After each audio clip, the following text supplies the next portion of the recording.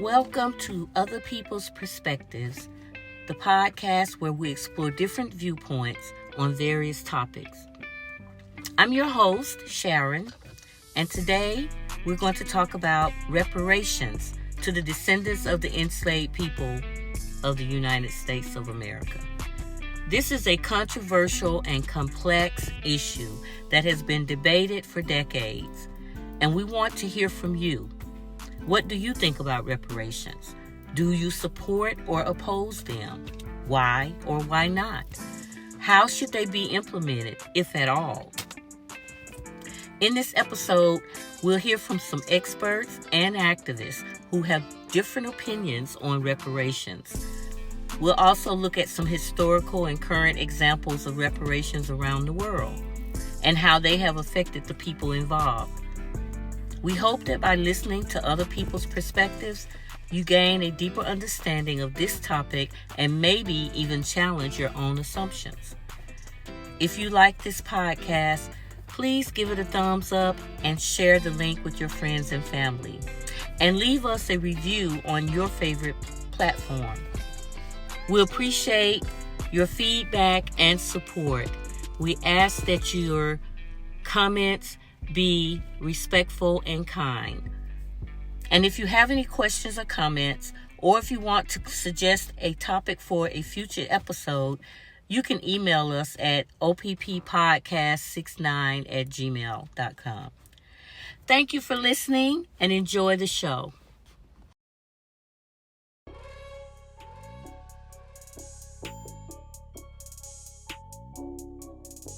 Mr. Biden told the People paper, a Delaware-based weekly newspaper in 1975, "I do not buy the concept popular in the 60s, which said, 'We have suppressed the black man for 300 years, and the white man is now far ahead in the race for everything our society offers. In order to even the score, we must now give the black man a head start or even hold the white man back to even the race. I don't buy that. I don't feel responsible for the sins of my father and grandfather,' he continued at the time. 'I feel responsible for what the situation is today, for the sins of my own generation, and I'll be damned if I feel responsible to pay for what happened 300 years ago.'"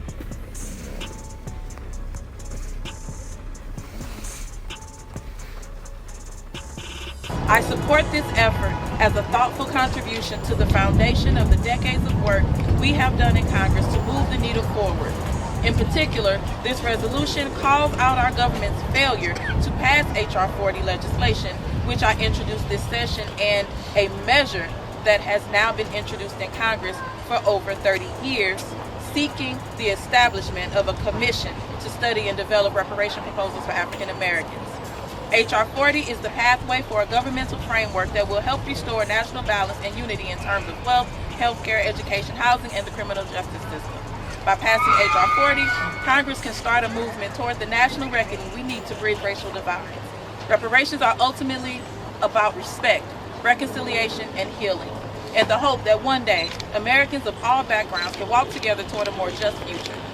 Congress can start a movement toward the national reckoning we need to build a bridge racial divides.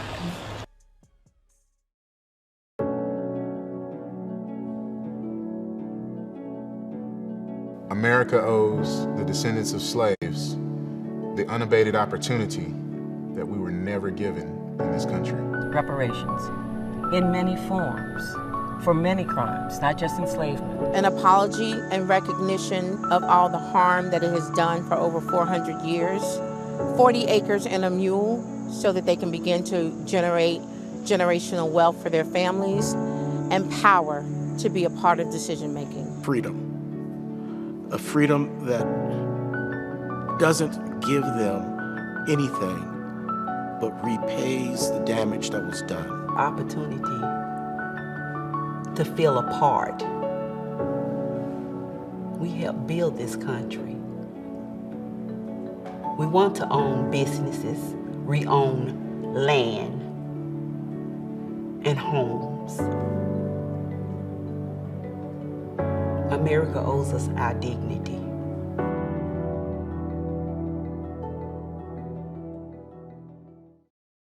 if you take $350,000 or $840,000 and you write a check to any group of people, black, white, poor, homeless, whatever, you give any group of people that much money and say, there you go, best of luck, and you come back in 6 months, they're going to be broke. So whatever reparations are done, that would be an absolute disaster as opposed to guidance and help in creating generational wealth as opposed to income. Right. I do not think that we deserve reparations for slavery. I was never a slave in this country, and I think that the idea, if you think that you're going to get more than $200 from the government, okay, this entire debate is just it's a joke, okay? It's never going to happen. Do you think that we're the only group? I'm just going to ask this question that has had something awful happen to them in this country? Should the Japanese get reparations for the internment camps? Yes, Should the Irish, all the Irish? Who's Irish in this room? Raise your hand. Should they get? Oh, that's a lot of Irish people. Should they get reparations for the Irish did not apply during the Progressive Era and all the terrible things that happened to them? What about the Jewish people? Should they get reparations for the Holocaust? Well, they did get reparations in Germany. No, they didn't. That is a myth, and that Not is in false. America. They did not get any. They didn't get any reparations in America. Okay, but here's my question: do you understand how slippery the slope is when you start saying reparations? At the beginning of humanity, the slave trade used to be legal. It used to be legal. And do you want to know who got reparations? This is actually fascinating. I learned this from Larry Elder yesterday. In the UK, they decided to give reparations because of the slave trade when they abolished it. You know who they gave reparations to? The slave owners. Because black people were their property legally. It was legal, right? So when they got rid of it, they gave them reparations. The point is that no matter where you go in history, someone was oppressed. You cannot look to correct history by thinking that you're going to get a small check, because every single person in this room would get a check. It's just a means for them to seize you emotionally and make you think that you deserve something or you're going to get something. And if they actually factually did it, it would probably amount to $400 and you couldn't even spend it at a club on a weekend. Just telling you. I don't think reparations for something that happened 150 years ago, for whom none of us currently living are responsible, is a good idea. We've, tried to deal with our original sin of slavery by fighting a civil war, by passing landmark civil rights legislation. We've elected an African-American president. Right the wrong. Different people and groups around the world have received reparations for various reasons, such as slavery, colonialism, genocide, war, or human rights violations. Here are a few examples of people who have received reparations. Japanese Americans who were interned in camps during World War II received $20,000 each and an official apology from the United States government in 1988. Holocaust survivors and their heirs received billions of dollars from Germany and other countries, as well as restitution of property, pensions, and health care benefits. World War II victims in various countries received reparations from the countries that invaded and occupied them, such as Germany, Japan, Italy, and France. Some of the recipients include Poland, Greece, Israel, the Netherlands, and Yugoslavia. Indigenous peoples in the United States, Canada, and Australia, as well as New Zealand, received land, money, and self-government rights from the governments that colonized and oppressed them. When the architects of our republic wrote the magnificent words of the Constitution and the Declaration of Independence, they were signing a promissory note.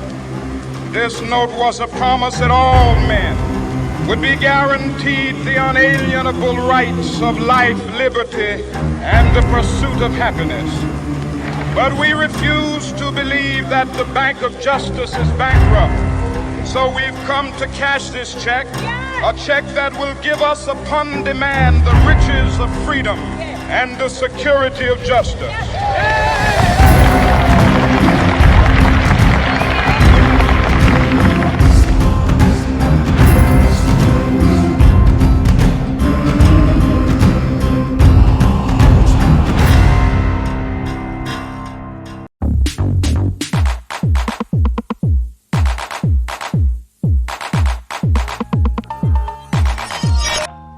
my favorite authors, Alice Walker, said, "If you fall in love with the imagination, you understand that it is a free spirit. It will go anywhere and it will do anything." Imagine this. It is the year 2025 and the world is in turmoil. There are wars and rumors of wars. The effects of climate change has ravaged the planet with extreme natural disasters. The gap between the richest people and the poorest people have grown wider than ever before. In the midst of this turmoil, chaos, and disasters, a group of millennial activists emerged. They are the most diverse generation in the history of the United States. Their Right the Wrong movement calls for reparations to be paid to the descendants of those who have been enslaved and oppressed throughout the history of the United States of America. Initially, their demands were met with resistance from roughly 2/3 of America's total population, but eventually a coalition of the government and leading businesses agreed to pay reparations to descendants of those who had been wronged. The funds were to be used to create a new country where the descendants of the oppressed could live free from the shackles of their past. The new country is named the Amara Outpost, which means Colony of Hope. It was founded on the principles of equality, justice, and freedom. The land is rich and fertile, and the people who live there are filled with hope for a better future. The Amara Outpost is growing and prospering. The people who live there work hard to build a new society, one that is based on the values of fairness and compassion. They built schools and hospitals, and they created a government that is truly of the people, by the people, and for the people.